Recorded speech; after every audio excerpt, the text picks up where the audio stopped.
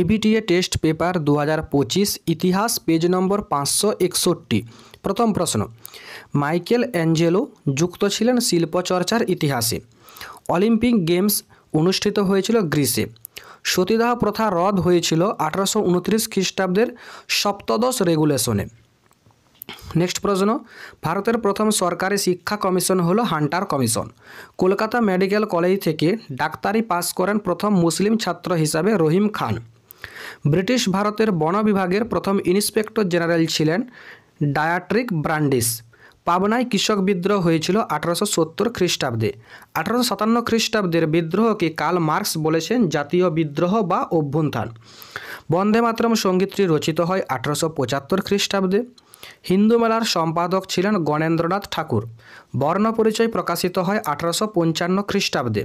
মুদ্রণ শিল্পে সর্বপ্রথম বাংলা অক্ষর তৈরি করেন চার্লস উইলকিন্স। ভারতে প্রথম মে দিবস পালিত হয় 1923 খ্রিস্টাব্দে। রম্পা উপজাতির বিদ্রোহ সংগঠিত হয়েছিল গোদাবরী উপত্যকায়। কংগ্রেস নেতা কেলাপ্পান কৃষকদের নিয়ে সত্যাগ্রহ চালান কেরালায়। বিপ্লবী ক্ষুদিরাম বসুর ফাঁসি হয় 1908 খ্রিস্টাব্দে। বেঙ্গল ভলেন্টিয়ার্স এর প্রতিষ্ঠাতা হলেন হেমচন্দ্র ঘোষ।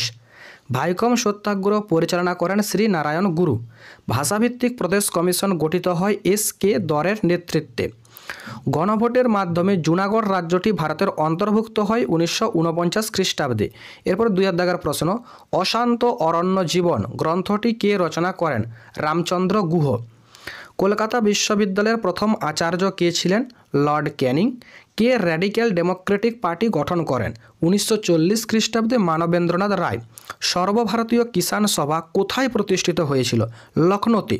ঠিক বা ভুল নির্ণয় করো।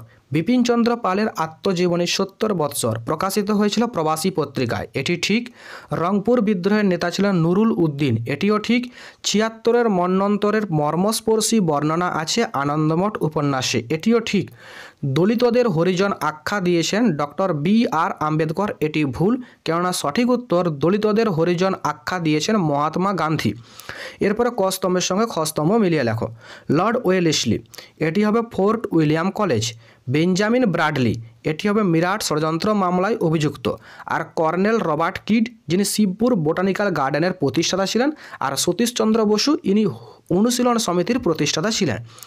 এরপরে বিবৃতি চলে আসি। প্রথম বিবৃতি, গ্রাম বার্তা প্রকাশিকা ছিল একটি বিখ্যাত পত্রিকা। ব্যাখ্যা 3, এর আগে কোনো সংবাদপত্রে গ্রামের কথা বলা হয়নি। 2.5.2, আধুনিক ভারতে ভারতসভার অবদান অসামান্য। ব্যাখ্যা 3 সঠিক উত্তর। ভারতসভা ভারতীয়দের মধ্যে রাজনৈতিক চেতনার প্রসার ঘটিয়ে জাতীয় আন্দোলনে সামিল করা। 2.5.3, আচার্য প্রফুল্ল রায় বেঙ্গল কেমিক্যালস প্রতিষ্ঠা করেন।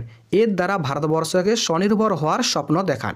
2.5.4, গান্ধীজি আইন অমান্য আন্দোলনে লবণকেই মুখ্য বিষয় হিসেবে বেছে নেন।